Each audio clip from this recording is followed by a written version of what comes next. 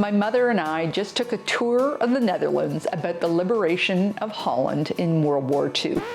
Wait, doesn't the thumbnail say this is a textile tour? Well, with a change of point of view and a bit of planning, we did manage some textile tourism. So stick with me and I'll show you how we did it.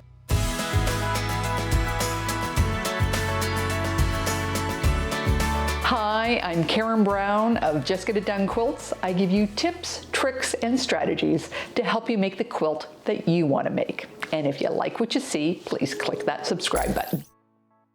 In 1944, my grandfather was killed in action as part of the Allied efforts to liberate the Netherlands. And back in 2020, my mother and I were booked on a tour to visit his gravesite and celebrate the 75th anniversary of the liberation of Holland. Unfortunately, like many events in 2020, it was postponed and then postponed again until finally this year the tour operator said it's now or never.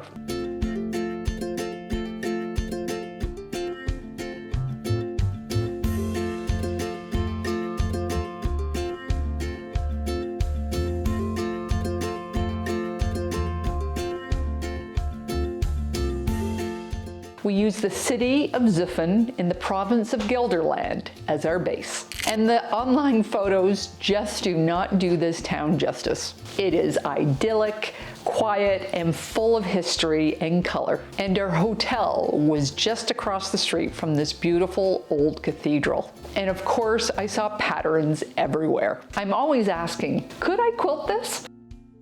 Our first stop on the tour was a museum in Arnhem. You might remember the movie A Bridge Too Far with Sean Connery and Anthony Hopkins. This is where Operation Market Garden took place in September of 1944 to capture the strategic bridge. This museum was not only in the movie, it was also the actual headquarters of the Germans and the British in World War II. And as I'm walking around looking at the munitions and hardware, I am just missing that human connection. But I have been on a textile journey for several years, and I know that if you can find the cloth, you can find the story. And I turn the corner and there are the uniforms. And it just all comes alive for me. This paratrooper kit was all about textiles, from his parachute to his rucksack. And someone, somewhere, and most likely a woman, had to cut out and sew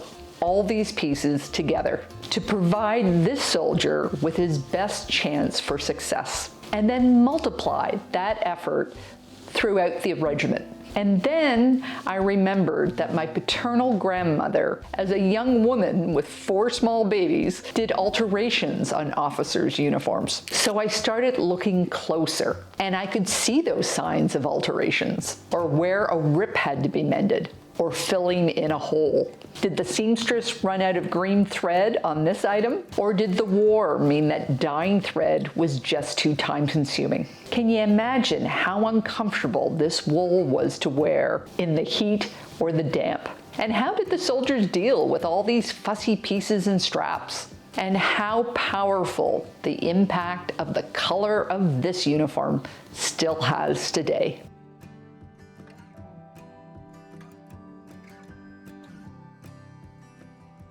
Now, going into this trip, I was prioritizing quality time with my mother, but I thought we could squeeze in a textile museum or factory. One of my viewers, Monica Classing Chen, recommended the Textile Research Center in Leiden. So I emailed ahead for an invite, and when we had a free day, we rented a car and drove over. The aim of the TRC is to give the study of textiles, clothing, and accessories their proper place in the field of humanities and social science, but also in the context of crafts and craft education. Beverly and AJ gave us so much of their time, showing us items that were just fascinating. They knew I was a quilter, so brought out those first. There were quilts so old they had cotton seeds in the batting.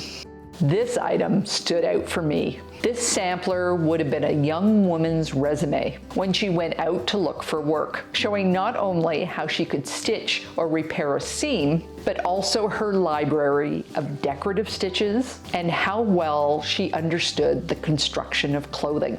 And then there was this long dress called a hubeta from a mountain community in northern Albania. If it had been in a regular museum, you might have thought it was just an ugly wool tunic and moved on. But we were able to touch it, and it was as scratchy as it looked. But the sheer weight of it was the big surprise. This white trim was applied with these big stitches because the black dye of the dress was applied after it was made. So the trim had to be removed every time it was washed to avoid bleeding. These black threads that you might just have thought was embroidery were actually strands that were braided in the square and then were stacked together and sewn as a band. Can you imagine the time necessary to do that? And one of the primary purposes of this garment, which was worn over other clothing, was to make a woman look bigger and stronger.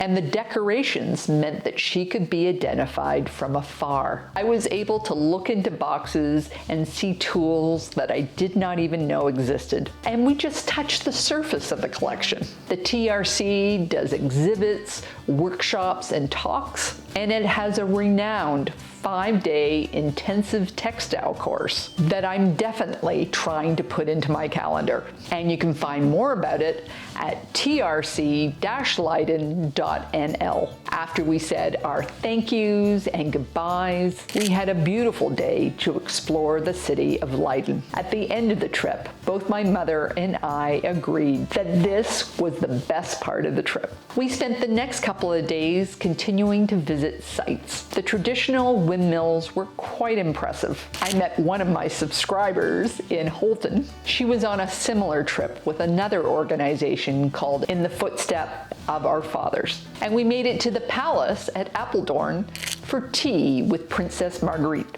Honestly, everywhere we went, we had wonderful hospitality and great food. My mom and I had a list of 20 Dutch foods that we wanted to try, and I admit that we had fun finding and tasting them. There were bitterballs, cheese of course, stroopwafels, mustard soup, and lovely pancakes, both sweet and savory and big and small. And you might be wondering how this all fits in with my Noom program. First, Noom is not a diet. It's daily lessons based on the science of how your brain works and the why behind the decisions that you make, specifically about food and exercise. I have been on Noom for 4 months, and my first changes were to drink more water, walk a bit farther, and get more sleep. Then I started to make better food choices. And now, through the daily lessons, I am so much more aware about my food triggers and why they happen. The aim is not to say these are bad foods and those are good ones, but rather to recognize that I'm eating because I'm hungry and not because I'm upset or anxious or struggling with a hard task. So I didn't have to stress when I had the dessert. I am happy to say that I came home 1 pound lighter than when I left. Noom knows that changes to my eating habits need to be sustainable and long-term, and they need to work whether I'm at home or on the road. If you would like to try Noom, click on the link below to go to noom.com, Just Get It Done Quilts, for your free Noom evaluation.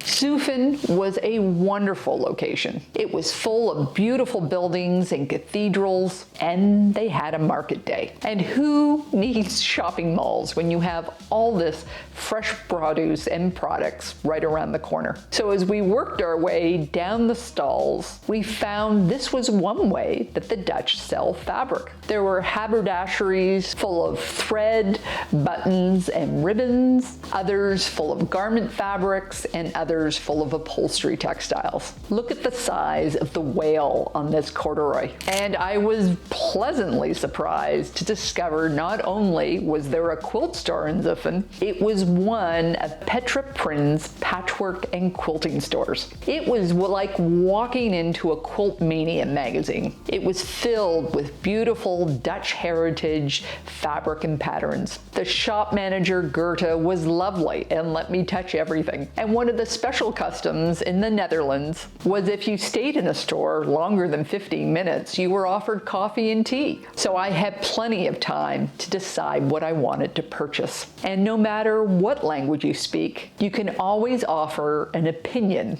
on whether a fabric is working or not. My mother was an excellent wingman to have, taking over the camera work while I was deciding on my purchases. And this was my fabric haul. I'm not sure what I'm going to make, but I'm glad that I have it. We had the same bus and driver as we moved around the various sites, and I often used that time on the bus to take out my English paper piecing and sew on the go. This time I'm working on an icosahedron truncated that a viewer challenged me to make. It starts with a 10-sided shape and has 5 hexagons and 5 squares surrounding it. I've chosen to work with 1-inch sides. The hexes and squares are from paper pieces, but I had to make the decagons myself. And I'm just using some bright scraps from Mount Scrapmore. I've been working on this project here and there for several months, and unfortunately, right at the moment, it looks more like a bathing cap than it does a ball. But it was a great conversation starter. We toured a lot of cemeteries, and we are grateful for all the Dutch families and individuals that maintain them. Even small memorials on the side of the road are remembered. On the day that we visited my grandfather's grave, we were met by 3 members of the Faces to the Graves organization, whose purpose is to gather details and write the stories of the lives of the fallen. Their support and the support of our other tour members when we laid the wreath on my grandfather's grave was very much appreciated.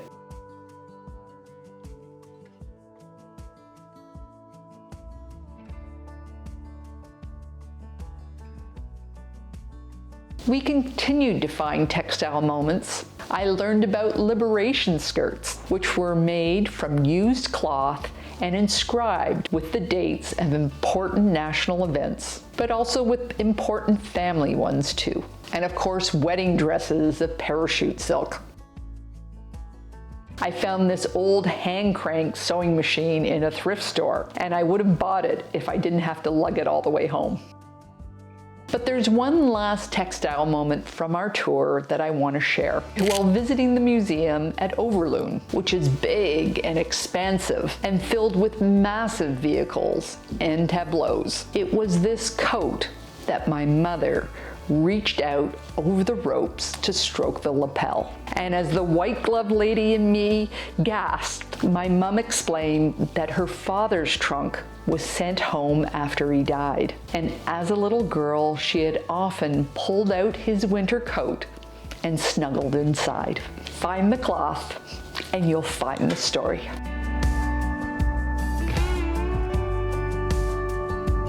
I have only touched the tip of the textile stories to be found in the Netherlands, so I will definitely be back. If you are interested in my other textile tour videos, I'm going to leave a link to that playlist here. Take care, and I'll see you next time.